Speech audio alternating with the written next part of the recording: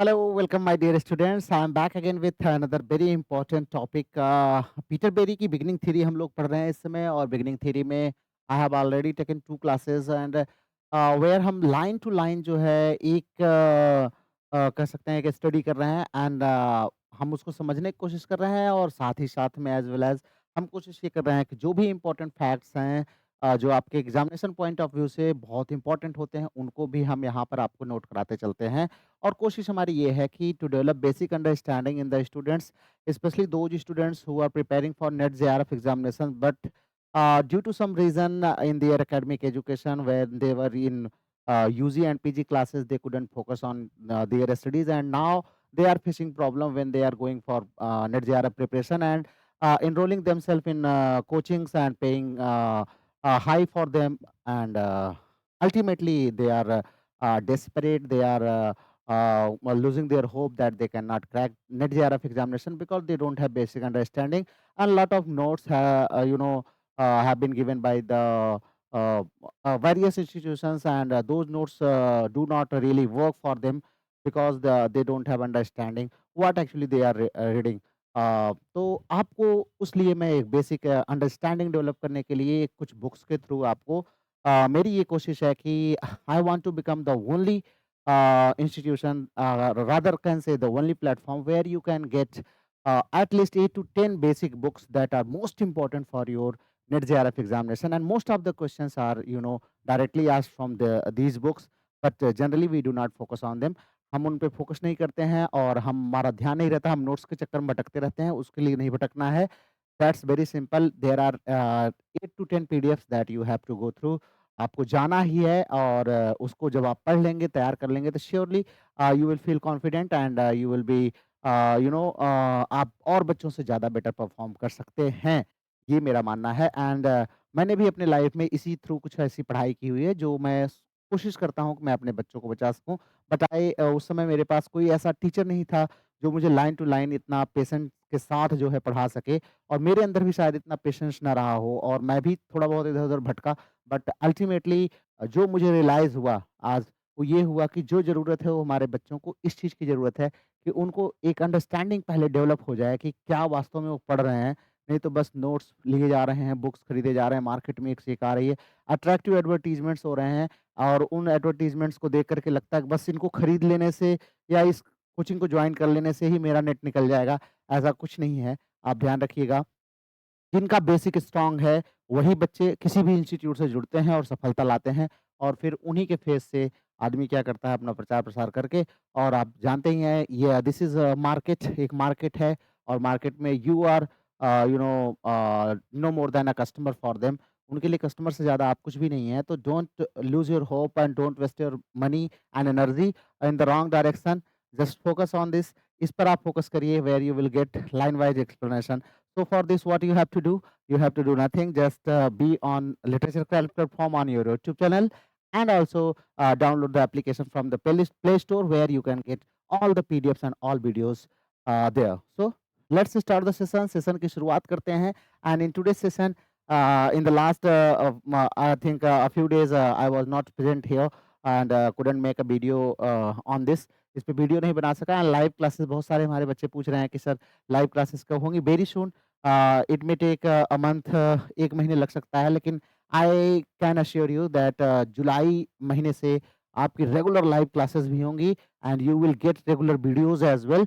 और ये मेरा प्रॉमिस है कि दोस्त यहाँ जो स्टूडेंट्स हमारे जुड़ेंगे, निश्चित रूप से वो निराश नहीं होंगे। उनको मैं इतना ज़रूर यहाँ पर दूँगा कि उनको सफलता पाने में या नेट क्रैक करने में बहुत तकलीफ नहीं होगी और सिंपल सा अगर 6-7 घंटे, 8 घंटे रेगुलर मेहनत करेंगे, तो surely you will be one among those who are qualifying the examination and you will be the one. तो चलिए with this promise we shall start. हमने लास्ट क्लास में पढ़ा था, अभी हम लोग बस इंट्रोडक्टरी पार्ट पढ़ रहे हैं कि हमारे जो पीटर बेरी साहब है, पीटर बेरी की ये बुक है बिगिनिंग थ्योरी की, बड़ी इंपॉर्टेंट बुक होती है। ऑलमोस्ट हर एक टीचर आपको सजेस्ट करता है। कोचिंग इंस्टीट्यूशन आपको इसलिए नहीं सजेस्ट करेंगे क्योंकि उनको अपने नोट्स बेचने हैं बहुत बड़े-बड़े नोट्स मैं भी आपको दे सकता हूँ कॉपी पेस्ट करके, लेकिन कोई फ़ायदा नहीं है, आपकी अंडरस्टैंडिंग डेवलप हो जाए। फिर हम आपको प्रिसाइज़ नोट्स भी देंगे, लेकिन पहले आपकी अंडरस्टैंडिंग डेवलप हो जाए। तो हमारा पॉइंट है कि 10 टेनेट्स जो हैं ऑफ लिबरल ह्यूमनिज़्म, यहाँ पे हम लोग थे। तो चलिए आइए देखते हैं पीटर बेरी साहब क्या कह रहे हैं? पीटर बेरी साहब कह रहे हैं कि 4 क्वेश्चन्स का तो जवाब पहले ही दे चुके हैं, थर्ड 4 क्वेश्चन गिवन अर्लियर। कह रहे हैं I am not going to expand on the implication of the 4th question. चौथे क्वेश्चन के बारे में थोड़ी-सी बात कर रहे हैं, which asked what it is exactly that we learn when we do English in the traditional way. कह रहे हैं कि हम ट्रेडिशनल वे में इंग्लिश पढ़ते हैं तो हम क्या सीखते हैं, उसके बारे में हम बात करते हैं। कहते हैं कि of course we learn things about specific books and authors, but I mean here the more general values and attitudes which we absorb from English। कह रहे हैं कि हम बहुत सारी बुक्स पढ़ते हैं, बहुत सारी चीज़ें हम पढ़ते हैं, ऑथर्स को पढ़ते हैं, लेकिन जनरली हम उसे सीखते क्या है, कौन सा एटीट्यूड हमारा डेवलप होता है, कौन सी जनरल वैल्यूज़ हम डेवलप करते हैं, and which remain as a kind of distilled essence of the subject. और यही हमारे सब्जेक्ट का एसेंस होना चाहिए कि हम क्या वैल्यूज़ कैरी करते हैं, हम क्या चीज़ें लेकर के जाते हैं, हमारा एटीट्यूड कैसा बनता है कोई चीज़ पढ़ने से, when all these specific details have been forgotten. और आज देखिए मोस्टली जो है जितने भी स्टडीज़ हो रही हैं, उनमें आप देखिए इन सब वैल्यूज़ पर फोकस नहीं किया जा रहा है। Books are mere the collection of the facts, facts के कलेक्शंस हैं। ट्रेडिशनल स्टडीज़ जो है वो वैल्यूज़ पर थोड़ा-सा फोकस किया करती थी। कह रहे हैं these are not usually formulated and stated but they are in a sense all the more real for that being simultaneously both pervasive and invisible, they can only be brought to the surface by a conscious effort for of will of the kind we are now trying to make। इनका कहने का अर्थ ये है कि भैया ये सारी चीज़ें जो वैल्यूज़ हैं, जो एटीट्यूड डेवलप करना है, ये आप सोचें अगर कहीं से इसको ला करके सरफेस पे रख दिया जाए तो नहीं हो सकता। ये हमारी विल पावर पर डिपेंड करता है, हमारे कॉन्शियस विल पावर पर डिपेंड करता है कि हम कितना प्रयास करते हैं। और कहते हैं मैं भी यही कुछ कोशिश यहाँ पर इस बुक में कर रहा हूँ कि आपको बेहतर से बेहतर दूँ ताकि इंग्लिश को लेकर के आप एक अपना एटीट्यूड डेवलप कर सकें। हाँ, तो चलिए आइए देखते हैं क्या है ये जो अ वैल्यूज़ एंड बिलीफ्स हैं, उनको जो है करिकुलम में जो हिडन है, उनको कैसे ये स्टडी करते हैं, आइए देखते हैं। फर्स्ट पॉइंट ये कह रहे हैं, the first thing naturally is an attitude to literature itself. पहला तो ये है कि when you are going through some piece of literature और एनी पीस ऑफ लिटरेचर, आपका एटीट्यूड कैसा है लिटरेचर को लेकर के, ये बड़ा मायने रखता है ना। Good literature is of timeless significance. जो अच्छे लिटरेचर लिखे गए हैं, वो टाइमलेस सिग्निफिकेंस के होते हैं। मतलब वो समय की ये नहीं होता किसी एक एज से बिलॉन्ग करते हैं। गुड लिटरेचर जो है, वो हर स्टेजेस के लिए होता है। जैसे बेन जॉनसन कहते हैं शेक्सपियर के लिए कि he was all for all age ना। तो ऑल एज के लिए थे, ऐसे ही गुड लिटरेचर हमेशा हर टाइमलेस होता है। It somehow transcends the limitations and peculiarities of the age. हालाँकि कोई भी लिटरेचर हो, उसमें उस पर्टिकुलर एज का क्वालिटीज़ कुछ न कुछ, उसकी लिमिटेशन, उसकी पेक्यूलियरिटीज़ कुछ न कुछ विशेषताएँ होती ही हैं। Suppose that the age we live in, we are directly affected by the age we live in। हाँ, डायरेक्ट इंप्रेशन, डायरेक्ट इफेक्ट हमें देखने को मिलता है जिस एज में हम रहते हैं। Suppose that we are living in the age of social media and technology, we can not separate ourselves from the use of technology and media और the influence of technology and social media. उससे हम अपने आप को बचा नहीं सकते, उसकी पिक्युलियरिटीज तो हमारे ऊपर होंगी ही, बट फिर भी कह रहे हैं कि इट वाज रिटन इन, जिस एज में लिखी जाती कोई भी लिटरेचर, उसका प्रभाव तो जरूर उसके ऊपर पड़ता है। And thereby speaks to what it is constant in human nature. और उसके बाद जो है ह्यूमन नेचर में कुछ ऐसी चीजें हैं जो कांस्टेंट है, उसके बारे में वो बात करता है। तो ये ध्यान रखिएगा, जो अच्छा लिटरेचर होता है वो यूनिवर्सलिटी की बात करता है, कॉन्स्टेंसी की बात करता है, बट इट डजंट मीन कि वो वैल्यूज जो है या जो कुछ भी उसमें लिखा गया है that is not affected by the age और द सर्कमस्टेंसेस और करंट सिनेरियो से वो प्रभावित नहीं होता, ऐसा नहीं है, उससे प्रभावित होता ही है थोड़ा बहुत। Such writing is not for an age but for all time. और यही जो एज एज होते हैं ना, यही देखिए आगे दिया भी है, as Ben Jonson said of Shakespeare. मैंने आपको अभी बताया था जस्ट, यहाँ पर भी देखिए दिया कि जैसे शेक्सपियर ने क्या कहा था, बेन जॉनसन ने शेक्सपियर के लिए, कि Shakespeare was not for an age but for all time, ना हर टाइम के लिए थे, एक एज के लिए नहीं थे। इन द सेम वे जो अच्छा लिटरेचर होता है, जो गुड लिटरेचर होता है, वो हर एक एज से बिलोंग करता है। It is news which stays news. ये तो न्यूज होती बहुत इंपॉर्टेंट है। एजरा पाउंड्स की डिफिनेशन है लिटरेचर की, ध्यान रखना, बहुत ही फेमस है, याद कर लो। News which stays news, news तो न्यूज ही रहती है, खबर तो खबर ही रहती है। ये आप ध्यान रखिएगा, बहुत इंपॉर्टेंट है, यही सब एग्जाम में आ जाता है। तो बच्चे कहते हैं न्यूज विच स्टेज न्यूज, ये सर कहाँ से आया था हमें पता नहीं चला। अब यहाँ पर मैं पढ़ा रहा हूँ और आपको अंडरलाइन भी करा रहा हूँ। आप इसको नहीं नोट करते हैं, नहीं याद करते हैं, तो ये तो आपकी गलती है। आप नोट्स के पीछे भागेंगे बड़े-बड़े कि हमको ऑब्जेक्टिव मिल जाए, एमसीक्यूज़ मिल जाए। ये एमसीक्यूज़ ही तो करवा रहा हूँ। एमसीक्यूज़ ही है समझ लो। एज़रा पाउंड्स की डेफिनिशन ऑफ लिटरेचर में ये मिलता है हमें, न्यूज़ व्हिच स्टेज न्यूज़। ऊपर हमने बेन जॉनसन का भी बता दिया। ये सब आपको मिल जाएगा। चलिए, तो दूसरा क्या है tenets? The second point is the logical consequence of the first. पहला जो पॉइंट है उसका लॉजिकल कॉन्सिक्वेंस क्या है, ये दूसरे में हम इन्होंने बताया लॉजिकल कॉन्सिक्वेंस क्या है। The literary text contains its own meaning within itself. हर एक लिटरेरी टेक्स्ट की अपनी मीनिंग होती है, इसमें खुद में एक इसकी मीनिंग होती है, कोई भी लिटरेरी टेक्स्ट हो। It does not require any elaborate process of placing it with in a content context. इसको किसी और भी कॉन्टेक्स्ट में इलैबोरेट करने की आवश्यकता नहीं होती है। वेदर दिस बी, हाँ, सोशियो पॉलिटिकल हो, चाहे जैसे the context of a particular social background और पॉलिटिकल सिचुएशन। किसी भी पर्टिकुलर सोशल बैकग्राउंड हो या कोई पॉलिटिकल सिचुएशन हो, उसको जो है इलैबोरेट नहीं करना। उसको इलैबोरेट नहीं करना मतलब किसी कॉन्टेक्स्ट में उसको लेकर के नहीं जाना है। जैसे दूसरा इसमें पॉइंट आता है कि कोई लिटरेरी हिस्टोरिकल चीज़ हो, whereby the work could be seen as the product of literary influence of other writers। जब कोई वर्क ऐसे जैसे लिटरेरी हिस्टोरिकल चीज़ से प्रभावित होती है कोई चीज़, मान लीजिए जैसे कोई राइटर है, सपोज़ करिए हमें जॉर्ज ऑरवेल में बहुत इंटरेस्ट है, अगर जॉर्ज ऑरवेल में और आज के पॉलिटिकल सिनेरियो में हम थोड़ा-सा लिखते हैं, तो उससे कहीं न कहीं हम प्रभावित होते हैं। हिस्टोरिकल जो चीज़ें होती हैं उससे प्रभावित होते हैं, तो उसके कॉन्टेक्स्ट में भी हम उसका इंटरप्रिटेशन कर सकते हैं। तो ये कहते हैं कि जो प्रोडक्ट हैं, जो भी हमारा वर्क है, वो प्रोडक्ट होता है किसका? वो प्रोडक्ट होता है किसी लिटरेरी हिस्टोरिकल इन्फ्लुएंस का। मतलब चाहे ऊपर कोई लिटरेरी इन्फ्लुएंस कोई उसके ऊपर हो, अदर राइटर्स का हो या कोई कन्वेंशन पर्टिकुलर जेनरा हो, जिसका प्रभाव उसके ऊपर देखने को मिलता है। हर एक राइटिंग हर एक राइटिंग प्रभावित होती है किसी न किसी चीज़ से। तीसरा होता है autobiographical, that is as determined by the personal details of author's life and thought। Autobiographical आप तो जानते ही हैं, जब ऑथर के पर्सनल लाइफ से रिलेटेड हो, उसके थॉट से रिलेटेड हो, तो वो पर्सनल जो है ऑटोबायोग्राफिकल हो जाता है। अब यहाँ पर ये क्या कह रहे हैं? कह रहे हैं कि of course as scholars most academics would assert the value of studying these context. बहुत सारे लोग कहेंगे कि लिटरेचर को इस कॉन्टेक्स्ट में पढ़ना चाहिए, इसकी स्टडी करनी चाहिए। मतलब आपने जैसे सपोज करिए कि a tale of two cities novel आपने पढ़ी। A tale of two cities novel आपका जो है वो फ्रेंच रिवॉल्यूशन के कॉन्टेक्स्ट में अब इसकी स्टडी करनी है। बहुत सारे जो स्कॉलर्स हैं, एकेडमियंस हैं, उनका ये कहना है कि उसके कॉन्टेक्स्ट में इसको पढ़ाना चाहिए। उसकी वैल्यू ज़रूर होनी चाहिए, ना? इसकी वैल्यू टेक्स्ट की वैल्यू तभी होगी जब हम उस कॉन्टेक्स्ट में उसको पढ़ेंगे, जिस कॉन्टेक्स्ट में वो लिखा गया है। But as critics their adherence to the approach which insist upon the primacy and self-sufficiency of the words on the page commits then to the process which has been called on-site close reading। ध्यान रखिएगा।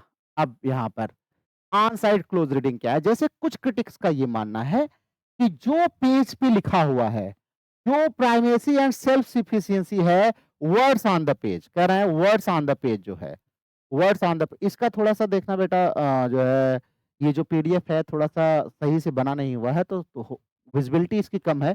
आपके पास book होगी तो आप थोड़ा-सा अच्छे से कर लेंगे। हालाँकि कैमरे से थोड़ा-सा ये सही हो जा रहा है, मुझे उतने अच्छे से नहीं दिख रहा है। तो इनका कहना ये है कि बहुत सारे क्रिटिक्स जो हैं, उनका मानना ये है कि एक उनका जो अप्रोच है, वो ये है कि वो इंसिस्ट करते हैं प्राइमेसी एंड सेल्फ सफिशिएंसी। इसी पर उनका जोर रहता है कि words on the page, page पर जो वर्ड्स लिखे हुए हैं उसको हम इवैल्यूएट करें, उसको हम समझें, उसको हम जानें। Commits them to process which has been called on site close reading. और ये जो प्रोसेस को चलाते हैं, वर्ड्स ऑन द पेज का जो प्रोसेस है, वही कहलाता है on site close reading. On site close reading. Essentially, this removes the text from all these contexts and presents it unseen for unaided explanation by the trained mind. ये क्या करते हैं, जो ऑन साइट क्लोज रीडिंग है, ये कहते हैं कि टेक्स्ट को किसने प्रभावित किया, ये भी प्रभावित कर सकते हैं। मान लीजिए यहाँ पर कुछ लिखा हुआ है, इसको इधर ए बी है, इधर इसके सी है, इधर डी है, इससे भी प्रभावित, इससे भी प्रभावित, इससे भी है। इन सबको हमें नहीं देखना। इसके अंदर जो है सिर्फ इसी को स्टडी करनी है। ऑन साइट क्लोज रीडिंग बोलते हैं इसको। ऑन साइट क्लोज रीडिंग हमें करनी है और यही रीडिंग जो होती है, यही रीडिंग, ये ऑन साइट क्लोज रीडिंग, ये टेक्स्ट की रीडिंग को बताता है कि ओरिजिनल क्या है, थॉट उसमें क्या है। अब आप उसको किसी के रेफरेंस में करें, उस एज में ये भी हुआ था, उस एज में ये भी हुआ था, तो उसकी मीनिंग चेंज हो जाएगी ना। या किसी ट्रेंड माइंड को स्टडी करिए, मान लीजिए इसके बारे में 10 लोगों ने कहा है, अब आपने उसको स्टडी कर लिया, उनको स्टडी करने के बाद आप इसको स्टडी करेंगे, तो आप जो रियल मीनिंग निकालना चाहते हैं वो आप नहीं निकाल पाएंगे, जो टेक्स्ट में मीनिंग दिया है वो नहीं निकाल पाएंगे। तो ये तो हो गया तीसरा। चौथा है, किसी टेक्स्ट को समझना है, to understand the text well, अगर टेक्स्ट को अच्छे से समझना है, it must be detached from these context and studied in isolation. जितने भी कॉन्टेक्स्ट हमने आपको बताया है, अगर किसी टेक्स्ट को आप समझना चाहते हो तो सारे कॉन्टेक्स्ट को हटा दो, इसको आइसोलेट करके स्टडी करो। सपोज दैट आप मेरे बारे में स्टडी करना चाहते हैं, मुझे आप जानना चाहते हैं, तो don't think of anything that is related to me. मुझे क्या क्या चीजें प्रभावित करती हैं उस पर आप मत स्टडी करिए, व्हाट एक्चुअली आई एम ना, उस पर आप स्टडी करिए। तो कहते हैं कि अगर आपको सही स्टडी किसी इंसान को जानना है, तो ये मत सोचिए कि भाई सपोज करिए हमारे क्या नाम था उनका, जो प्रहलाद जी थे, प्रहलाद जी जो थे वो कहाँ पैदा हुए? प्रहलाद जी पैदा हुए, उसका क्या नाम था राक्षस का, हिरण्यकश्यप। हिरण्यकश्यप के यहाँ पैदा हुए। अगर प्रहलाद जी की स्टडी सिर्फ उनके आस-पास कॉन्टेक्स्ट में देख करके हम करें, तो प्रहलाद जी को हम राक्षस डिक्लेयर ही कर देंगे, शैतान डेविल डिक्लेयर ही कर देंगे हम। कुछ नहीं उनके अंदर देखेंगे हम, क्यों? क्योंकि देखेंगे इधर भी राक्षस, इधर भी राक्षस, इधर भी राक्षस, हर जगह राक्षस है, हर जगह जो है दुष्टता है, तो हम सिंपल सा मान लेंगे कि नहीं ये भी दुष्ट ही है। क्यों? क्योंकि we are studying, we are seeing Prahlad ji in the context of the राक्षस कुल ही वाज बोर्न इन। जिस राक्षस कुल में पैदा हुआ उसके हिसाब से हम उनकी स्टडी कर रहे हैं। कह रहे नहीं ये सब हटा दीजिए, ये सब हटा दीजिए, केवल इनको देखिए, केवल आप इनको देखिए तो आप पाएंगे कि भगवान विष्णु, लॉर्ड विष्णु के बहुत बड़े भक्त थे ना। तो आइसोलेशन में स्टडी करिए, कहने का अर्थ ये है कि आइसोलेशन में जब टेक्स्ट की स्टडी करेंगे तो मीनिंग निकल पाएंगे। इन्फ्लुएंसेस, इसीलिए जो है आप देखेंगे आगे बहुत सारी स्टडीज हुई हैं, जो है थ्योरी ऑफ इम्पर्सनैलिटी वगैरह बहुत सारी चीजें आई हुई हैं जो बताते हैं, मतलब आप सब्जेक्टिव होकर के उसमें मत जाइए, ऑब्जेक्टिव होकर के स्टडी करिए। What is needed is the close verbal analysis. अब इसमें जरूरत किस चीज की पड़ती है? What is needed is the close verbal analysis of the text without prior ideological assumptions or political preconditions or indeed specific expectations of any kind, since all these are likely to interfere fatally with the what the 19th century critic Matthew Arnold said was the true business of criticism, to see the object as in itself it really is। बहुत important है ये भैया। कह रहे हैं कि अब इसके लिए जरूरत क्या है? व्हाट इज नीडेड, क्या जरूरत है? तो द क्लोज वर्बल एनालिसिस आपको करना है किसी भी टेक्स्ट का। कैसे? Without prior ideological assumption. किसी चीज के बारे में प्रायर आइडियोलॉजिकल अजम्पशन मत बनाइए। कि मान लीजिए सपोज करिए कि आप कोई मेरा टेक्स्ट पढ़ रहे हैं, मैंने कुछ लिखा, मैं आप पढ़ रहे हैं, आपने एक आइडियोलॉजिकल अजम्पशन बना लिया कि चूंकि सर हैं तो ये ऐसे ही टाइप के लिख सकते हैं। आपने मुझसे ये उम्मीद कर ली कि I should behave like this, I should write like this, मुझे ऐसा ही लिखना चाहिए बिकॉज आई एम टीचर, मैं कोई ऐसी चीज नहीं लिख सकता हूं ना, ऐसा नहीं लिख सकता हूं। तो अब उसमें क्या है, आपने एक आइडियोलॉजिकल अजम्पशन डेवलप कर लिया, तो आप सही इसका इवेल्युएशन नहीं कर पाएंगे। कोई प्री कंडीशन, कोई पॉलिटिकल प्री कंडीशन हो, उसको भी आपको हटाना है। इंडीड, क्यों? क्योंकि स्पेसिफिक जो है expectations of any kind, since all these are likely to interfere fatally with what 19th century, क्योंकि ये सब चीजें हमारे इवैल्यूएशन को प्रभावित करती हैं। और यही तो मैथ्यू अर्नोल्ड ने कहा था, मैथ्यू अर्नोल्ड ने कहा था क्या कि ट्रू बिजनेस ऑफ क्रिटिसिज्म, अच्छा क्रिटिसिज्म क्या है पता है? अच्छा क्रिटिसिज्म क्या है? जो क्या करता है, to see the object as in itself it really is. मतलब जो ऑब्जेक्ट जैसा है उसको केवल वैसे ही देखना, वैसे ही देखना, यही ट्रू क्रिटिसिज्म है। अगर उस ऑब्जेक्ट को, सपोज करिए ये पेन है, इस पेन, मान लीजिए सपोज करिए ये पेन है, अब इस पेन को हम केवल और केवल ऑनलाइन कॉन्टेक्स्ट में अगर देखेंगे ऑनलाइन कोचिंग के कॉन्टेक्स्ट में, क्लास के कॉन्टेक्स्ट में, तो हम इसको पेन राइटिंग टूल के तौर पर नहीं देख पाएँगे। जो है क्योंकि हम प्री अजम्पशन आइडियोलॉजिकल अजम्पशंस हमारे अंदर है, पहले से ही हमने कुछ शर्तें बना रखी हैं, हम उससे प्रभावित हैं, उससे इन्फ्लुएंस्ड हैं, कॉन्टेक्स्ट को हमने कोरिलेट कर लिया है और इसी वजह से हम उसका ट्रू एनालिसिस नहीं कर पा रहे हैं, ठीक है? तो ये ध्यान रखिएगा, इसी को मैथ्यू आर्नोल्ड ने क्या कहा है? ट्रू बिजनेस ऑफ क्रिटिसिज्म क्या है? टू सी द ऑब्जेक्ट, किसी भी ऑब्जेक्ट को वैसे ही देखना as in itself it really, जैसा वह स्वयं में होता है वैसा ही देखना। मतलब कुछ हट करके मत देखिए, जैसा है बस वैसा देखिए। 3 पैर वाला है तो 3 पैर ही देखिए, ये मत सोचिए कि इंसान है तो 3 पैर इसके नहीं हो सकते। आप उसकी स्टडी कर रहे हैं, ना कि पूरे इंसान की, ना? तो ये ध्यान रखिएगा, यही तो मैथ्यू आर्नोल्ड ने कहा हुआ है। चौथा पॉइंट है human nature is essentially unchanging. कह रहे हैं कि ह्यूमन नेचर आप सब जानते हैं कि एसेंशियली अगर हम देखें तो अनचेंजिंग है। हमारे अंदर बहुत सारी ऐसी चीजें हैं जो हमें प्रभावित करती हैं, अनचेंजिंग होती हैं। द सेम पैशन, वही पैशन हमारे अंदर भी है, आपके अंदर भी है, वही इमोशन है, and even situations are seen again and again throughout human history. पूरे ह्यूमन हिस्ट्री में आप देख लीजिए तो वही पैशन, वही इमोशन, वही आपको पूरा मिलेगा सिचुएशन, बार बार दिखाई देता है। कैसे? जैसे वही पैशन है, लालच की वजह से कितने लोग मारे गए, वही काम क्रोध है जिसकी वजह से लोग मारे गए, वही चीज है, वही इमोशन है ना, जो हमें बार बार रिपीटेड दिखता है। Now it follows that continuity in literature is more important and significant then innovation. अब करें कि जो ये फॉलो करता है लिटरेचर में वो ज्यादा इंपॉर्टेंट है, सिग्निफिकेंट है देन इनोवेशन। इनोवेशन के हिसाब से क्यों? क्योंकि ह्यूमन जो कह सकते हैं उसकी जो टेंडेंसी है वो अनचेंजिंग है, उसका जो नेचर है अनचेंजिंग नेचर है। Thus, a well-known 18th century definition of poetry maintains that it is what oft was thought but never so well expressed। आप सबको पता है ना पोएट्री के बारे में, अलेक्जेंडर पोप का जो डेफिनेशन है आपने पढ़ा होगा, what oft was thought, जो बार बार सोचा गया, ऑफ्ट मतलब प्रायः सोचा गया, was thought but never so well expressed, लेकिन कभी अच्छे से एक्सप्रेस नहीं किया गया। पोएट्री उसी को तो दिखाती है, पोएट्री तो उसी को दिखाती है। लाइकवाइज सैमुअल जॉनसन भी आप जानते हैं, फेमसली डेनिग्रेटेड स्टर्न्स नॉवेल, स्टर्न के नॉवेल जो ट्रिस्टम सैंडी है, ट्रिस्टम सैंडी पर जब ये अपना व्यूज दे रहे थे तो इन्होंने उसको क्यों डेनिग्रेट किया? किस ग्राउंड पर? On the grounds of its novelty, that is it is its originality. इन्होंने कहा कि भाई ये इतना बेहतरीन नॉवेल है स्टर्न का ट्रिस्टम सैंडी, क्यों? क्यों ये बढ़िया है? क्योंकि इसमें नॉवेलिटी है और इसमें ओरिजिनलिटी है, इसकी अपनी ओरिजिनलिटी है, इसकी अपनी ओरिजिनलिटी है। ऐसा नहीं है कि ओरिजिनलिटी नहीं है इसमें, इसकी अपनी ओरिजिनलिटी है, इसीलिए सैमुअल जॉनसन ने उसकी तारीफ करी है। ये भी एक पॉइंट आपके लिए इंपॉर्टेंट है, ट्रिस्टम सैंडी की तारीफ करी है।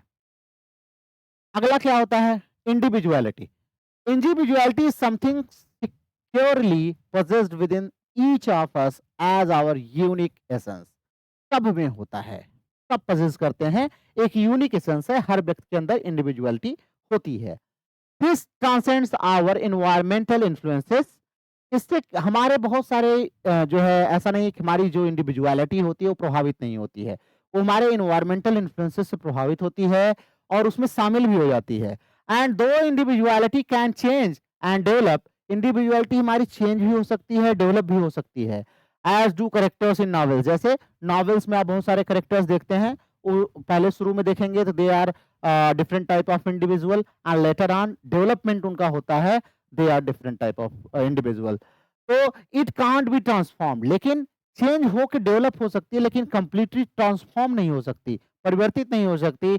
Hence our uneasiness with those scenes, और हमारा जो उन सब सीन्स के साथ अनइजीनेस है, जैसे quite common for instance in Dickens, Dickens में एक सीन है क्वाइट कॉमन सीन जो है, वो अनइजीनेस क्रिएट करता है, which involve a change of heart, जिसमें चेंज ऑफ हार्ट, हृदय परिवर्तन होता है इन अ करेक्टर, एक करेक्टर में, so that the whole personality is shifted into a new dimension by force of circumstances. पूरी कहानी शिफ्ट हो जाती है, परिस्थिति पूरी कहानी को बदल देती है, एक नए दिशा में पूरी कहानी चली जाती है, चेंज ऑफ हार्ट हो जाता है। The माइजर is transformed and changes his veg. जो माइजर है वो ट्रांसफॉर्म हो जाता है और अपने रास्ते बदल देता है, द गुड मैन और woman becomes corrupted by wealth. और आप देखते हैं यही वजह है कि जो गुड मैन हैं, वुमेन हैं, बहुत सारे लोग वेल्थ से करप्टेड हो जाते हैं।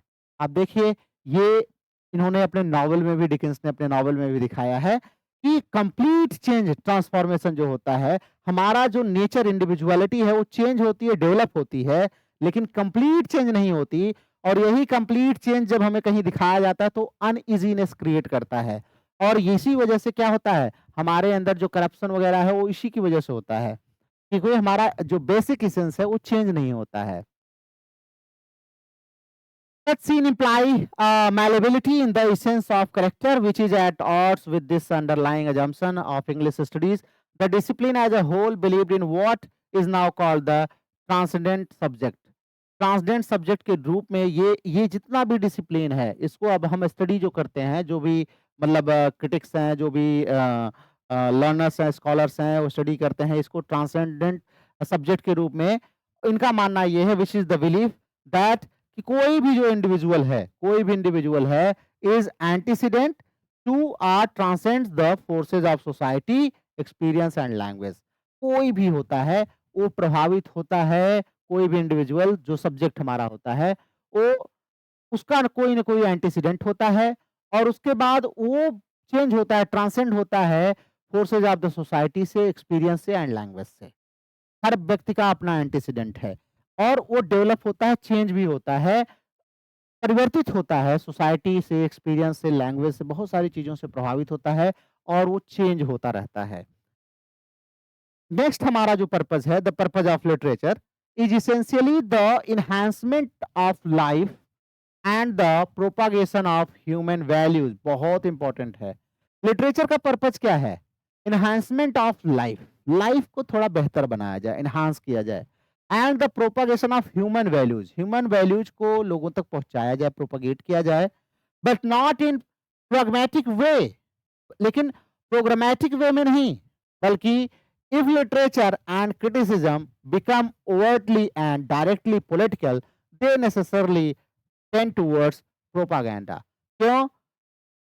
क्यों हम इसको प्रोग्रामेटिक तरीके से नहीं कर सकते? क्यों? क्योंकि जिस दिन लिटरेचर और क्रिटिसिज्म ओवरटली या ओपनली या डायरेक्टली किसी पॉलिटिकल चीज को दिखाना शुरू कर दे, तो नेसेसरली जो है वो क्या बन जाएगा? प्रोपोगेंडा बन जाएगा, न कि लिटरेचर रह जाएगा। क्यों? क्योंकि डायरेक्टली या ओवरटली जो है लिटरेचर जो है कोई चीज प्रोग्रामेटिक वे में नहीं दे सकता है, क्योंकि लिटरेचर का मेन काम क्या है? इन्हांसमेंट ऑफ लाइफ है and development of propagation of human values है। तो प्रोपागेशन जो है वो प्रोपागेंडा नहीं बनना चाहिए। एंड एज कीट्स सेड, और कीट्स साहब हमारे कहते हैं, जॉन कीट्स क्या कहते हैं? We distrust literature which has a palpable design upon us. बहुत फेमस लाइन है, अंडरलाइन कर लीजिएगा कि हम ऐसे लिटरेचर को डिस्ट्रस्ट करते हैं, लिटरेचर को, we distrust literature which has a palpable design upon us, that is literature which too obviously wants to convert us और इन्फ्लुएंस आवर व्यूज। कहने का अर्थ ये है कि ऐसा साहित्य जो है, उस साहित्य को हम साहित्य नहीं मानते जो हमें ऑब्वियसली चेंज करना चाहता हो, प्रभावित करना चाहता हो, हमारे व्यूज को बदलना चाहता हो। ठीक है, ध्यान रखिएगा। Form and content in literature, सातवां पॉइंट है, form and content in literature की हम बात कर रहे हैं। ये भी must be fused in organic way, ये भी बड़ा ऑर्गेनिकली जो है एक दूसरे से मिक्स करके चलना चाहिए, सो that the one grows inevitably from the other, ताकि एक ग्रो करे तो दूसरा उसके साथ अपने आप ग्रो कर जाए। Literary form should not be like a decoration which is applied externally to complemented completed structure. कह रहे हैं कि अगर आप लैंग्वेज और फॉर्म कंटेंट की बात करते हैं तो कह रहे हैं कि ये दोनों ऑर्गेनिकली यूज किए जाने चाहिए, एक बढ़े तो दूसरा भी बढ़े। लिटरेरी फॉर्म का यूज कभी भी डेकोरेशन के लिए मत करिए। जैसे एक्सटर्नली कोई एक कंप्लीटेड स्ट्रक्चर है और बाहर से उस पे हम पेंटिंग डेंटिंग कर देते हैं, तो उसका यूज डेकोरेशन के लिए मत करिए। इमेजरी, एग्जाम्पल के लिए कह रहे हैं, imagery or any other poetic form which is detachable from the substance of the work in this way rather than being integrated with it is merely fanciful। कह रहे हैं कि कोई ऐसी इमेजरी है, कोई ऐसा सिंबल है ना, कोई ऐसा पोएटिक डिवाइस है, पोएटिक फॉर्म है, जो कि वर्क से डिटैच हम कर सकते हैं, उसका सब्सटेंस नहीं हो सकता, लेकिन फिर भी हम उसको उसमें इंटीग्रेट कर देते हैं, तो वो मेयरली केवल और केवल फैंसीफुल होता है एंड नॉट ट्रूली इमेजिनेटिव। वो इमेजिनेटिव नहीं होता है। और यही डिस्टिंक्शन तो किसने कहा है? कॉलरीज ने अपने बायोग्राफिया लिटरेरिया में फैंसी और इमेजिनेशन के बीच में डिफरेंस बताया है। यही डिफरेंस उन्होंने बताया है कि जब हम क्या करते हैं, जो इमेज डिटैचेबल होते हैं, उनको हम इंटीग्रेट कर देते हैं, तो इमेजिनेशन बन जाता है fancy. This point about organic form, और ऑर्गेनिक फॉर्म के बारे में ऊपर जो हमने बात करी, applies above all the sincerity. Sincerity मतलब comprising truth to experience, honesty towards the self and the capacity for human empathy and compassion. यही जो सिंसियरिटी की क्वालिटी है, is a quality which resides within the language of literature. और language of literature में यही sincerity होनी चाहिए। मतलब ह्यूमन एम्पैथी, कंपैशन, इन सब की कैपेसिटी अगर है, तो वही लैंग्वेज जो है, लिटरेचर की लैंग्वेज वही सही होती है। इट इज़न्ट अ फैक्ट और an intention behind the work which could be gleaned by comparing say a poet's view of an event with other more factual versions, or from discovering independent external information about an author's history or conduct। कह रहे हैं कि ऐसा नहीं है कि ये जो भी इस वर्क के बिहाइंड जो भी चीज़ें होती हैं, चाहे वो ऑथर से रिलेटेड हो, उसके लाइफ से रिलेटेड हो, उसके व्यूज़ से रिलेटेड हो, वो उसको प्रभावित नहीं करना चाहिए, वो इंडिपेंडेंट होना चाहिए। Rather, sincerity is to be discovered within the text in such a matter, बल्कि सिंसियरिटी को टेक्स्ट में इस तरीके से खोजा जाना चाहिए, as the avoidance of cliche or of over inflated forms of expression. और बहुत सारे जैसे क्लीचे वर्ड जो हैं और ओवर इन्फ्लेटेड जो फॉर्म्स हैं एक्सप्रेशन के, उन सब का अवॉइडेंस भी किया जाना चाहिए। It shows the you in the use of first hand individualistic description in the under क्या है, understated expression of feeling, whereby the emotions is allowed to emerge implicitly from the presentation। कह रहे हैं कि ये हमेशा ध्यान में रखना चाहिए कि जो हमारा फर्स्ट हैंड एक्सपीरियंस है, वो बाहर आना चाहिए। किसी भी एक्सप्रेशन से वो छिपना नहीं चाहिए। इंडिविजुअलिस्टिक डिस्क्रिप्शन से, या हम कहें कि हमारा इमोशन जो है, वो लैंग्वेज से इतना अलाउ लैंग्वेज उसको करनी चाहिए कि हमारा इमोशन बाहर आ सके, और जो है आकर के बाहर हमें दिख सके ना, बाहर हमें दिख सके, और किसी प्रेजेंटेशन ऑफ द इवेंट से ही वो केवल बाहर ना आए, बल्कि नेचुरली बाहर आए। मोर ओवर, जब लैंग्वेज ये सब अचीव करता है दीज क्वालिटीज को, then the truly sincere poet can transcend the sense of distance between language and material. और तभी जो अच्छा एक सिंसियर पोएट है, वो लैंग्वेज एंड मटेरियल के बीच में जो डिस्टेंस है, उसको समझ पाता है, and can make the language seem to enact what it depicts. और तभी लैंग्वेज जो डिपिक्ट करना चाहती है, वो डिपिक्ट कर पाती है, और ऑथर उसके कैपेबल होता है कि वो वैसी लैंग्वेज यूज कर सके। thus apparently abolishing the necessary distance between words and things। और वर्ड्स एंड थिंग्स के बीच में जो नेसेसरी डिस्टेंस है, वह राइटर उसको क्या कर पाता है, हटा पाता है, एबॉलिश कर पाता है।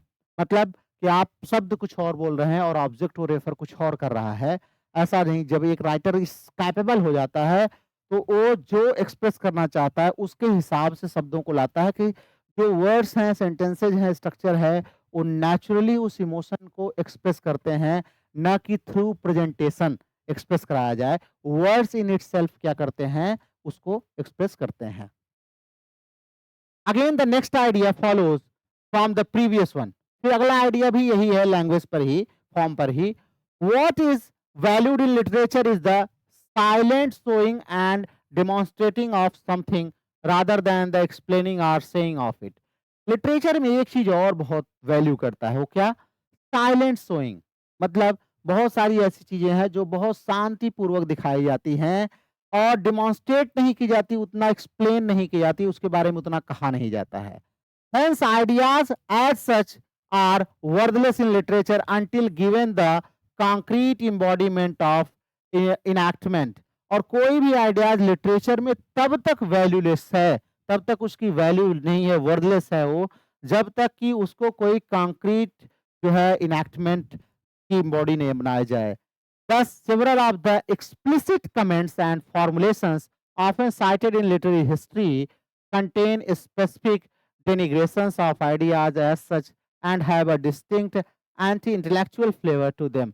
बहुत सारे ऐसे जो कमेंट्स हैं, आइडियाज हैं, फॉर्मुलेशंस हैं, जो लिटरेरी हिस्ट्री में आज तक साइट किए गए हैं, आप देखें तो उनका जो है, अगर उनको स्पेसिफिकली आप देखेंगे तो दे denigrates the idea and they have distinct anti intellectual flavor. आप देखेंगे क्यों?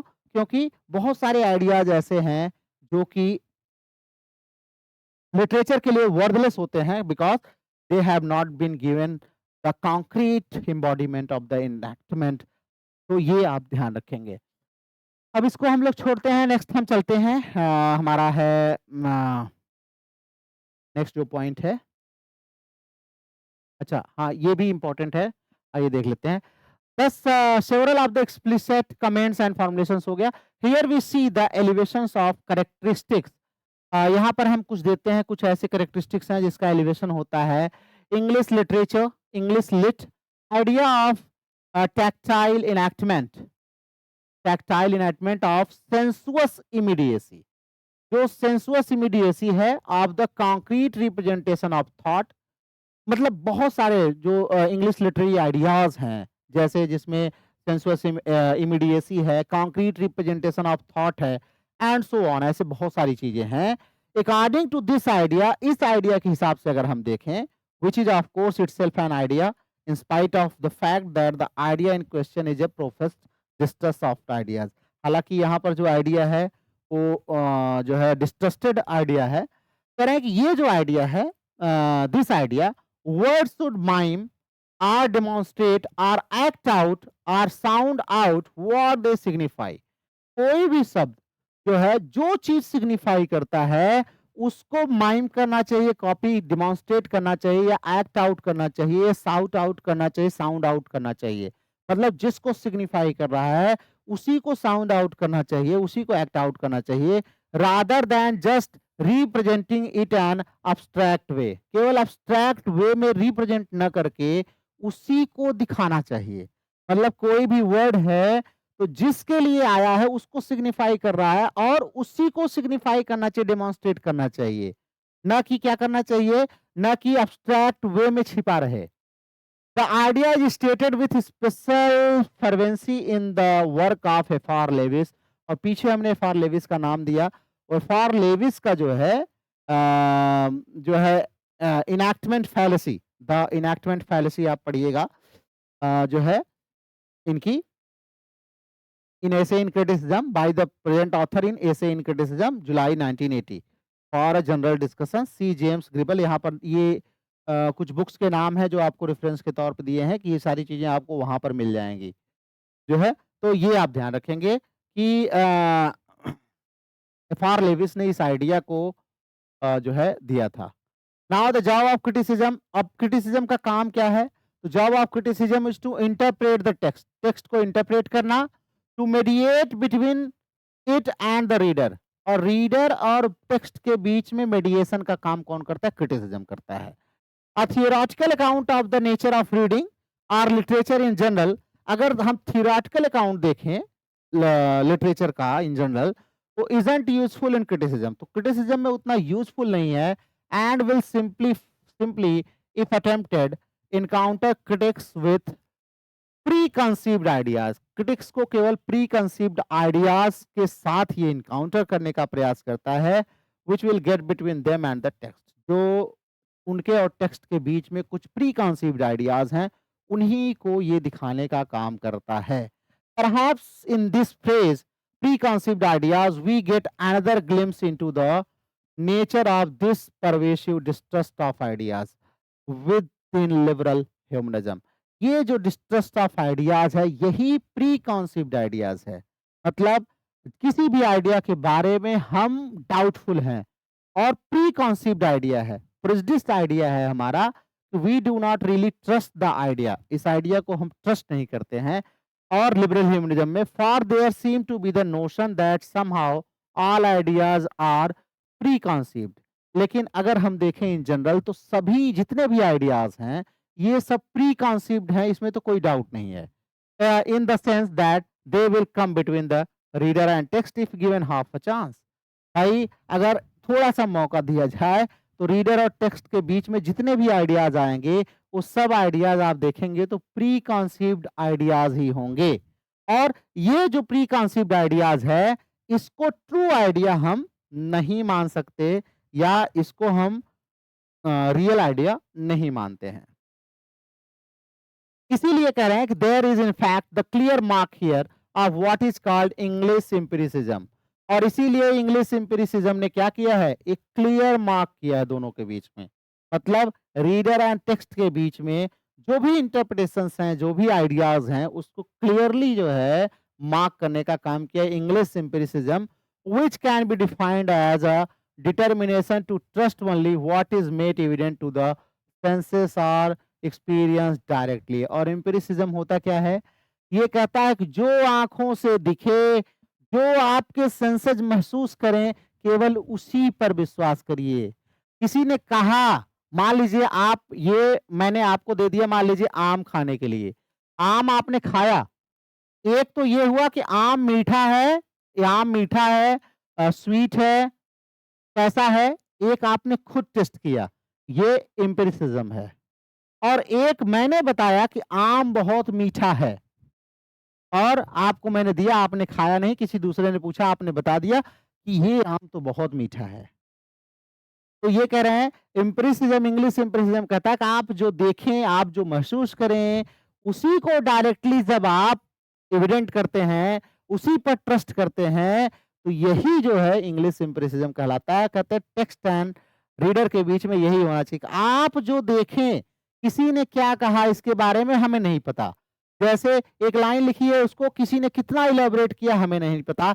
हम देख रहे हैं कि इसका क्या अर्थ है, वही रियल है, वही रियल है।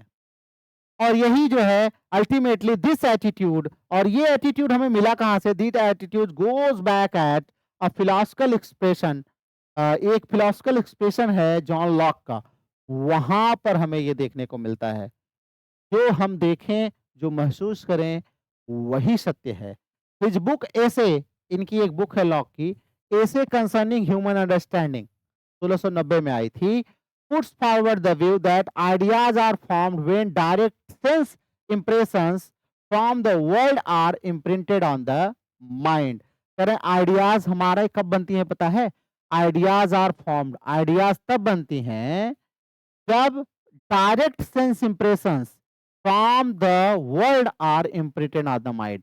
जब डायरेक्ट सेंस इंप्रेशन जो हम देखते हैं, दुनिया को देख करके हमारे दिमाग पर जो आता है, वही आइडिया होता है। मतलब इस दुनिया को देख करके हमारे मस्तिष्क में एक डायरेक्ट जो सेंस क्रिएट होता है, इंप्रेशन क्रिएट होता है, और हम जो उस इंप्रेशन के आउट ऑफ जो हम एक विचार सोचते हैं, आइडिया सोचते हैं, वही आइडिया है। कह रहे हैं वही आइडिया है, आइडियाज और कहीं से नहीं बनते। दुनिया को हम जैसा देखते हैं और उसके देखने से हमारे दिमाग पर जो इंप्रेशन डायरेक्ट क्रिएट करता है, वही सेंस ऑफ इंप्रेशन जो है वो आइडिया कहलाता है। The mind then assembles these, so giving rise to the process of thinking. और माइंड इसीलिए इन सारी चीजों को असेंबल करता है और give rise, giving rise to the process of thinking, और ये हमें सोचने की प्रक्रिया में ले जाता है। Locke rejected introspective speculation as a source of valid knowledge. कहते हैं इन्होंने इंट्रोस्पेक्टिव कैलकुलेशन को छोड़ दिया। ध्यान रखना, इंट्रोस्पेक्टिव स्पेकुलेशन की हम अंदर से विचार करते हैं, ये छोड़ दिया है। कहते हैं ये वैलिड सोर्स ऑफ नॉलेज नहीं है, वैलिड नॉलेज नहीं होता कि आपने अंदर से महसूस किया, ये वैलिड नॉलेज नहीं है। And insisted on the need for direct experience and evidence of thing. कहते हैं आपने अंदर से सोच लिया, यहीं से बैठे बैठे मैं सोच लूं कि जो बच्चे देख रहे हैं वो कोई भी इसमें से पढ़ने वाला नहीं है, हाँ, और ये सब चले जाएँगे, नहीं रुकने वाले हैं। मैंने यहीं से सोच लिया। ये क्या हो गया? ये इंट्रोस्पेक्टिव स्पेकुलेशन हो गया। डायरेक्ट फ़ील करिए कह रहे हैं, डायरेक्ट जो आप एक्सपीरियंस करते हैं और जब तक एविडेंस ना हो, तब तक हम उसको सत्य नहीं मान सकते। Traditional English studies we might say has always been Lockean in this sense और ट्रेडिशनल इंग्लिश जितनी भी रही है, अगर इस मामले में हम देखें, तो लॉकेनियन रही है मतलब लॉक को फ़ॉलो करती रही है। जॉन लॉक को फ़ॉलो करती रही है कि आपने जो एक्सपीरियंस किया, आपने उसी को दिखाया। Now, the above list contains a series of propositions which I think many traditional critics would, on the whole, subscribe to if they were in the habit of making their assumptions explicit. बहुत सारे critics इन सबको अपनाते अगर वो अपने assumptions को दिखाना चाहते. Together, ideas like these and the literary practice which went with them are now often referred to as liberal humanism. और जो इस प्रकार के critics जिन्होंने भी इस सब चीज़ों को follow किया, आज हम उनको और प्रैक्टिस किया उनको लिबरल ह्यूमनिज्म के नाम से हम जानते हैं। अब अगला हमारा पॉइंट आ गया, ये भी बहुत इंपॉर्टेंट है, literary theorizing from Aristotle to Leavis. अब यहाँ से हमें पढ़ना है सम की मोमेंट्स, कुछ की मोमेंट्स हम लोग पढ़ेंगे। चलिए।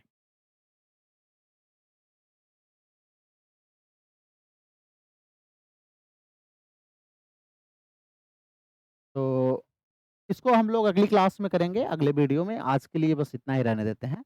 I think half an hour लगभग हो ही गया होगा। अभी हम अगला वीडियो भी आपको बना कर के एज़ सून एज़ पॉसिबल देंगे और लाइव क्लासेस कोशिश हम करते हैं, टाइम मिलेगा तो लेंगे ज़रूर।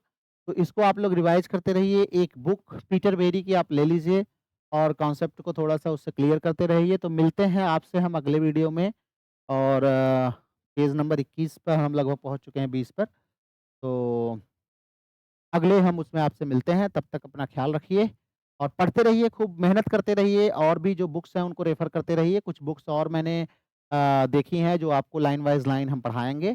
तो थोड़ा-सा पेशेंस रखिए and ask your friends and others to join, कि वो लोग भी जॉइन कर लें ताकि ज़्यादा लॉस ना हो और हम लोग क्लासेस को जो है कंटिन्यूअसली आगे चलाते हैं। तो see you in the next video, तब तक अपना ख़्याल रखिए, पढ़ते रहिए। सभी को शुभ संध्या।